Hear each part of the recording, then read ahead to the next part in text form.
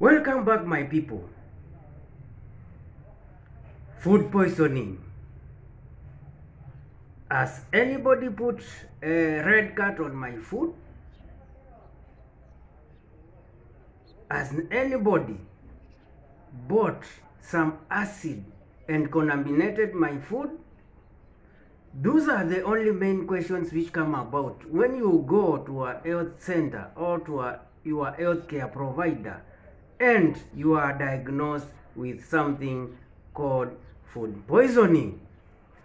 We'll be getting to understand what food poisoning really means, but it doesn't necessarily mean that your friend has gone to a chemist and bought a red cat to come and poison your food so that he or she might kill you. Before we continue, let me start by thanking you guys for the continued support you are showing me.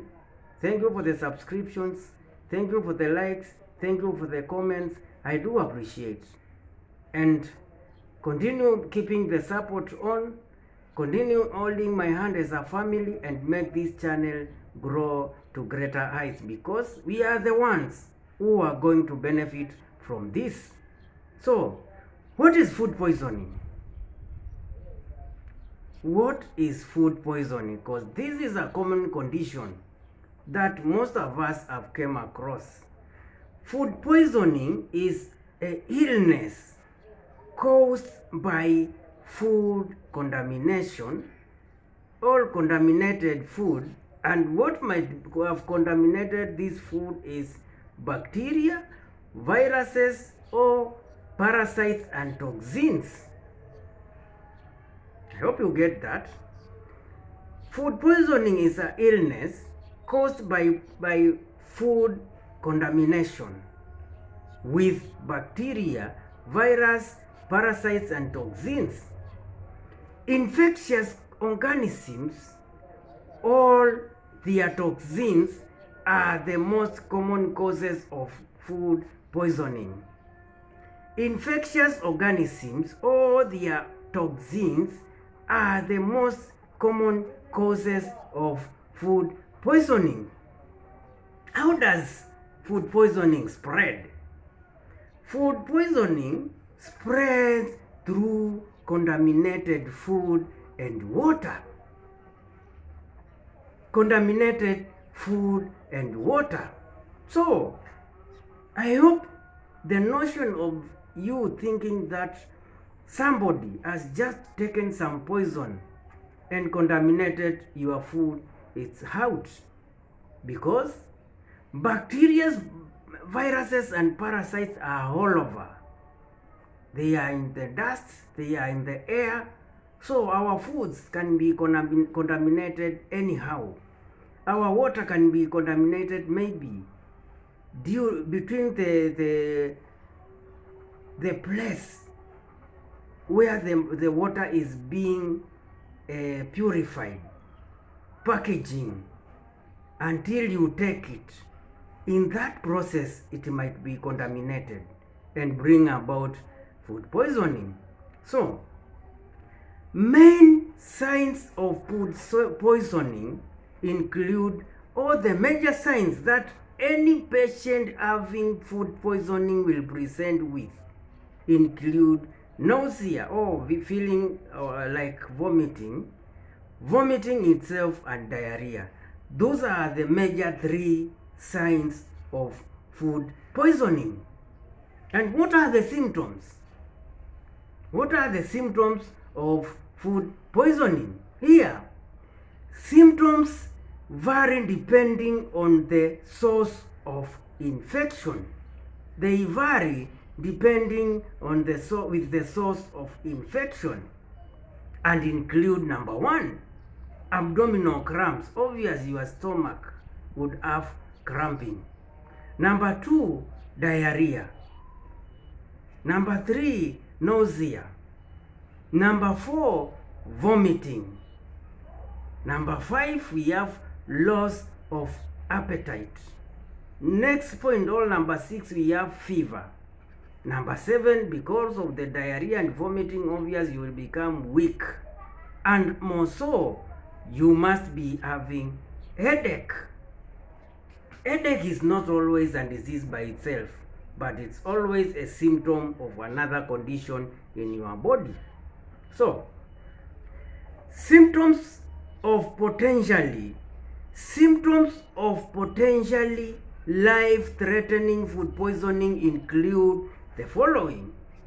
If the food poisoning or the condition is so severe, the signs will include the following. Number 1, diarrhea that lasts more than 3 days. Diarrhea lasting more than 3 days is a bit serious. Number 2, we have high-grade fever over 38.9 degrees centigrade. Number 3, we have difficulty seeing or speaking.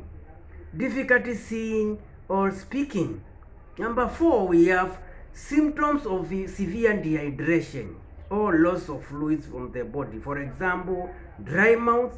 Number 2, passing little to no urine, and difficulty in keeping fluids down. I hope you get that. Another point, we have bloody urine or urine having blood droplets. So, after knowing the symptoms and knowing what food poisoning means, let's see the causes of food poisoning. The causes of food poisoning.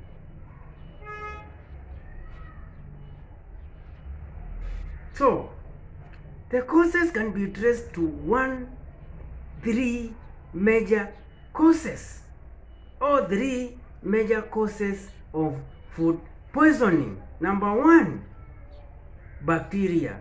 Number 2, parasites. Number 3, viruses.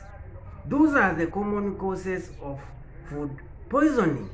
And if the client is having food poisoning, after laboratory tests, there must be a bacteria. If no bacteria, there is a parasite. If no parasite, there is a virus. Nothing more than that. So, these pathogens can be found almost in all food humans eat, but it kills pathogens on food before it reaches your plate. That means when you are cooking your food and you cook it properly, you will be helping in eradicating food poisoning in that it kills the pathogens. So, a point to note, a very important point, foods eaten raw are common sources of food poisoning because they don't go through cooking process. If they go through cooking process, it must be involved, and if there is it kills the pathogens.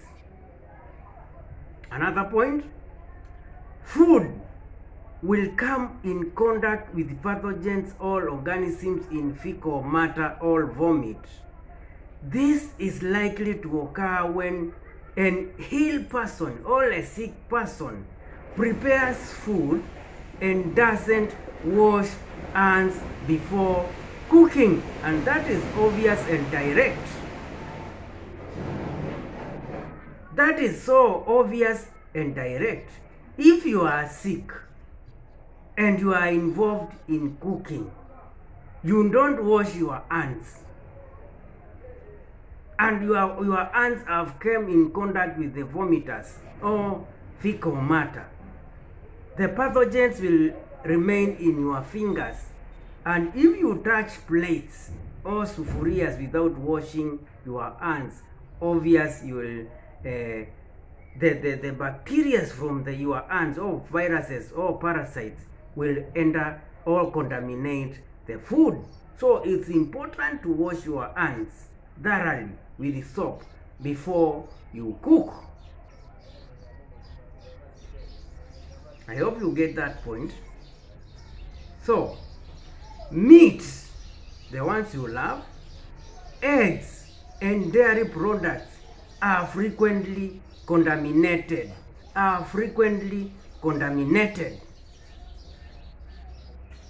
Meat, eggs and dairy products are frequently contaminated. Why? For you to go and find a meat in a butchery, it has passed through some processes.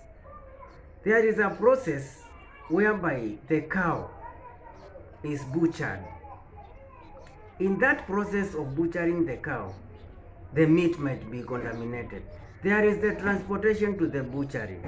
The one who is transporting might be dirty, of having vomiters and diarrhea.